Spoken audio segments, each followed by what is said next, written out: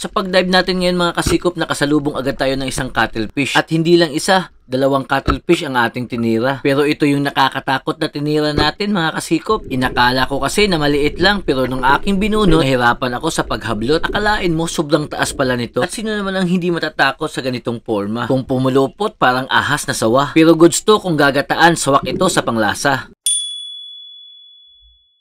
Bago natin simulan yung ating pamamana, ito yung ating mga kasama ngayong gabi. Mas masaya kasi kung marami. Ang spot natin ngayon dito lang sa Luwai Bridge. Ito yung bagong bridge na gawa lang dito. May maliit kasing pantalan dito kaya dito kami nagsimula. Matagal-tagal na rin tayong hindi nakapag-spear fishing dito. Almost 2 years na siguro at aasahan mo talaga dito na medyo malabo talaga yung tubig dito. Pero kung lalangoy ka naman sa ilalim ay medyo klaro naman tulad nito. Nakakuha tayo ng pinakaunang kuha natin na isda. Isang klase ito ng mga snapper, snapper ata at masarap naman to pang inihaw.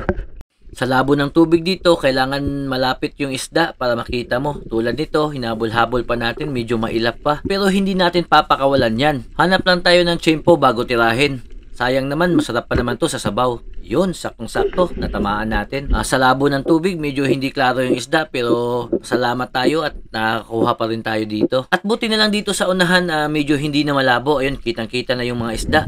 May dalawa tayo nakita dito at pumili tayo ng isa. Yung ganitong mga klase na isda, madalas mo talaga makita na magka-partner to sila. Ito ay parang kapamilya rin ng mga kitong o yung mga danggit. At nung paangat na tayo, hinahanap natin yung isa kung saan nagtago. Sayang din kasi yun kasi yung mga ganitong klase na isda, masasarap din kasi ito. Pero habang hinahanap natin yung isa, ito yung bumungad sa atin. Bigla na lang lumapit. Napansin nyo ba yun? Isang cuttlefish na sa gilid lang pala. Kaya nung aking nakita, nagmadali akong i-reload yung aking uhas dito. Kaso medyo nahirapan ako kasi meron pang isda dito sa bala ko. Hindi kasi ganun kadali magtanggal nito kasi medyo masakit kung makatinik tong isda na ito. Kaya habang nagre-reload tayo, chinecheck din natin kung saan papunta yung cuttlefish, baka lumayo pa. At buti na lang talaga, medyo maamo tong cuttlefish na to, hindi umaalis sa harapan ko. At nang ma-reload na natin yung ating bala, automatic nilapitan agad natin ito. Itong cuttlefish na ito, para sa atin siguro talaga to kasi hindi talaga siya umalis. At ayun na nga, natamaan na natin. Bumuga pa ng ata. At maraming salamat kasi meron tayong cuttlefish ngayong gabi. Pero akalain mo hindi lang pala nag-iisa. Dito lang sa unahan ay may sumunod na namang isa. Hinay-hinay natin ginapang at ayun na ating tinira. At medyo malaki to kaysa dun sa isa. Mas malaki siguro to, mga 1 kilo mahigit o mga sobra-sobra. Minsan din nai-scam ako sa isdang ito. Isa pala tong butiti. Akala ko napakalaking isda na. Pero ingat kayo kung kukuha kayo nito ha. Dapat marunong kayo magluto nito. Itong isdang ito, maraming nagsasabi na bawal pero hindi nyo ba alam na ito ay sa pinakamaraming isda na makikita lalo na kung umaga. Kaya hindi ito pinagbabawalan kasi hindi pa naman to endangered. At makikita mo to sa mga merkado. At ito na naman, nakakita tayo ng magkatabing isda. Kita nyo naman siguro yung isang buntot lang. Pero ito yung kinuha natin kasi kitang-kita nakalabas yung katawan niya. Nung tinira ko ng itong isa, yung isa naman ay hindi ko na nahanap. Nawala na din kasi yung bato. Medyo malakas din kasi yung agos nito pero goods na, nakakuha na naman tayo ng isa. At nung pauwi na tayo, nakita pa tayo dito ng isa. Medyo malaki-laki din to, buntot yung ating tinira.